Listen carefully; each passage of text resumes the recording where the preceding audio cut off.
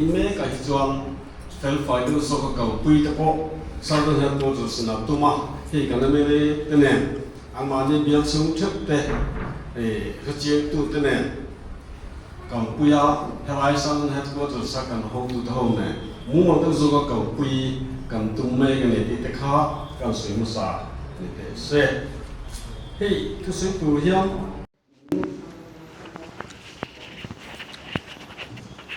所以不要我呀，马上cắt lán sẽ dễ là với nó rồi chú lán sẽ tổ big lâu tiền cái tia cái rồi bùa cho về này lấy mà thiếu lui được lấy cái số cái chân tira thiếu theng tổ ama rồi chú cái lâu mang hiểu được tổ thế bộ anh em mới tí cái này kia chú cái suy mà sao rồi tiền số cái cao tay nó bị thay lâu anh bắt chú vay bill setel electric bill kha kan sarkar khana pe a ten mel sa jok te healthcare bill abat tam taka kha kan sarkar khana tan tir phata ati fela ten all life athok te hlo hun rei takan lo bat sak to kha pek fel an ne boka ten asa athok le thok hlo rei takla to lo te an lo pek fel ania ten pensioner ho puisa lak tur an lo pek thei lo tóm tất cả các APFL nào anh ấy cái nghề bảo hi pension cái này anh cùng các chung tế mèo cả các pension benefit cả là lovin mình xia mà cùng các nuo mình petrol cái này tu là thông thường thắc khát bảo avei main APFL dùng to cái sở cái này APFL dùng anh ấy chú cái phung thar dik tak bảo anh ấy ome ten tar pension te bảo anti phung to thì cái gì à enjoy te pokan mai thei kan zinga heng te wang po hiam sarkar hi chak takin akal zela ten electric bill akhang kan sei bill lok du chu but nilovin electric department company ten tu na chuam aloman kan dong to ni ti kha kan pu pe sei fo chin kha ten midday bill hlo tlem te a school na pang cha sum sak chin tu te hlo te po kha tam tak kan lo ba an lo ba chi na tu na ro sun su ting chom to lo ba ne ten a dut le kan soi le do chu tun la kan bo ro ni min pi lok thleng po kan opposition u na te na an la soi le min be na ta ga an na mang reng FCAA chung chang he Forest Conservation Amendment Act he kan pu ten kan minister ten kan MLA ten chiang takin an zira a hlo lovani ti an huwa wangin he FCAA hi pomani ti hi ipom tlang uti ka soidu nimin pelok thengin operation unau te chon nas takin kan sarkar le chon hi kan no ngal don an ti ya zir chiang mang le lovin tu te no mo aman ngonin soi ve phe ton tum heng hi chu thu taka ilo lawang u me na i thla kang u kan ho tu ten chiang takin an zira cho wang chon kan ta na hlom lovani ti an hria ta wang he thil hi pasta an ni ti te po kha i he thar leng le teng uti ka soi do a ten sarkar nalak chung changa written te satling hi tlin hi apoi mo ni amaro chu tling theu hi ain an lo thei khop pania school exam anga atling jong pass vek a theilo mi hring kan tam lu duk to lekha kan zirlain apa jong chu pol chunga kan chho veka kan min promote veka ni khating tu do ngai na kan nei ni han ka deu thina ka fa chu mi khami chu written te sa atling ve a ma se in la chung si lo tu te mo kar deu ranin kan soi thina Paulson exam mo kan tiam ni chu ka ti chang hi om deu thina tling theu hi pass theu hi ain an lo thei khop mai then ka chu third division an pasa then ka chu distinction an pasa pass vekan ni amai ro chu an ma ken thau em chu ting tho chu ni ti hi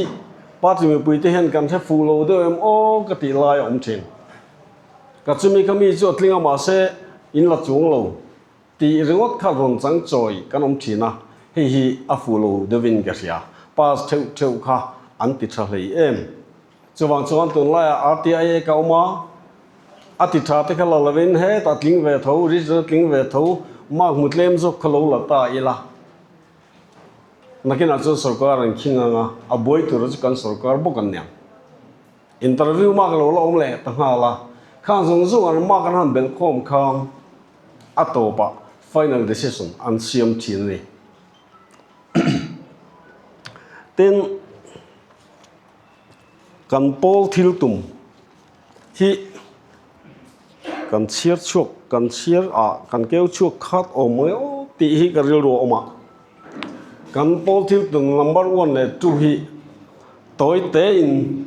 ka soi duwa apakat na kan pol thil tum pakat na chuam ramro re na pathian ram lo thing ro se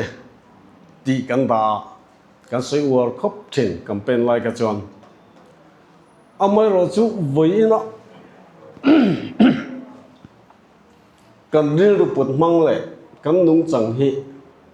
pathian ram lo thlen na tura ni me o ti hi ka ngai tu na om fo thin tu na ingai tu mek kha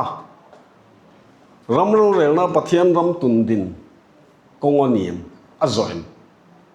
hei ka pu hen soi thina poisa zong hen cái tlan si kan ngot mai ti ti a soi thina ni tu na kan kal dan punga hian hemi kan pol thil tum number 1 hi kan ril du hana ko chem o ti hi ka in job duwa chu tiang he tiang ril du ram ro rel na pathian ram tun din nei then to ril du ka pulo ni chuan in siam thau ti in ka ngen du chawa tin pa ni na hian sarkar kal phung thar mi pui sarkar siam ti om le tu te emo ni china ka seta kan de kham kan pa ti mi le sa ni chi lo te ading changa alo mandong ma sa package chani amo lo na ni amo in lo fak na contact ani amo an lo thok ve ni puin ki chon thok mai ro se ti ka ro om thi mi pui sarkar siam kan tu ma amai ro chu kan ni lawa an ni lo ni si khan kan ril ru na le lui sia heng te po hi kai ngai tu ngun du chu angai ni ti ka ril ro om fo thina chu hemi pani te hi kan soi le lok duwa ten tun hna ya thil thleng du om lo zep mai FCAA awanga thil thleng kha toy te in kan riek le lok duwa kan pu ber siam thalak an hal le hei hi oime pana du lo ko ran pana du lo ania ti to lo ni se an ti ma se lo om fo kha ka ngai tu na ti thi khop mai apoi ka ti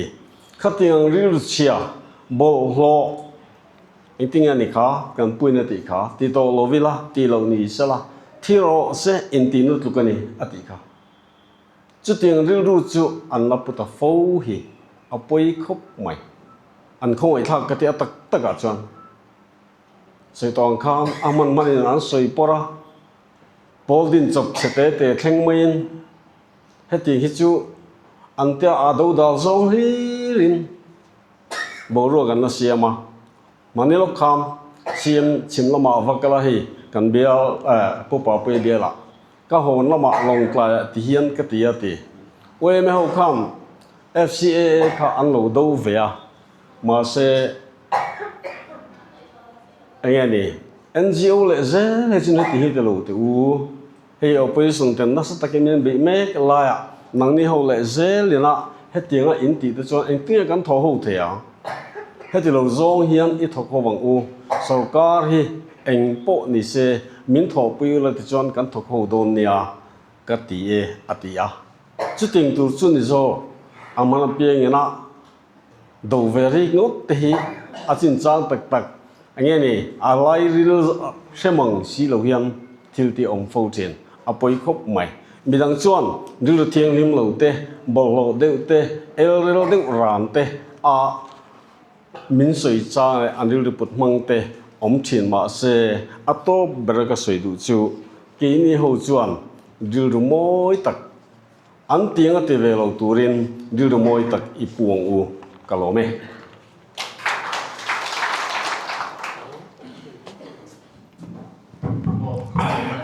President